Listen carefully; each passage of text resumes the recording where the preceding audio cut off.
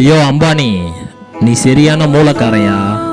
ஆரம்பத்தில் CDMA airlines மொபைலை வித்துட்டு இருந்த நீ 2017 ஜியோவை கொண்டு வந்து சிம்மை ஃப்ரீயாக கொடுத்து டேட்டா கால்ஸை ஃப்ரீயாக கொடுத்து டொக்கோமோ ஏர்செல் 2 கம்பெனியும் க்ளோஸ் பண்ணி முடிச்சு விட்டியா.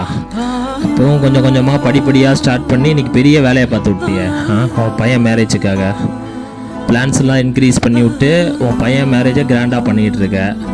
எல்லாம் பெரிய பணக்காரங்களையா கூப்பிட்டு உன் மேரேஜை கொண்டாடிட்டு இருக்க. ஒரு ஏழையாவது கூப்பிட்டியா? உன் ஜியோ யூசர்ஸில் வந்து பார்த்தீங்கன்னா 90% ஏழை தான் யூஸ் பண்ணிகிட்டு இருக்காங்க. அவனுக்கு இன்றைக்கி பெரிய வேலையை பார்த்து விட்டு நீ செலிப்ரேஷன் பண்ணுற. வெறும் ஜியோ நம்பருக்காவது ஃப்ரீ டேட்டா கொடுத்தியாயா உன் பையன் கல்யாணத்துக்கு?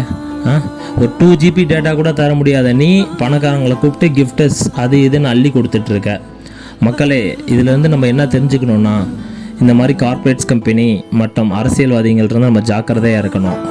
அவங்க நம்மள்ட்ட எதிர்பார்க்குறது மதம், ஜாதி அந்த மாதிரியான பிரச்சனைகளை உண்டாக்கி விட்டு அவங்க சம்பாரிச்சிட்டு போகிறாங்க. அதனால் வந்து பார்த்திங்கன்னா ஏழை ஆகிட்டு தான் போகிறான், பணக்காரன் மேலே ஆகிட்டே போகிறான். அதனால் நம்ம உழைச்சா தான் நம்மளுக்கு சோறு.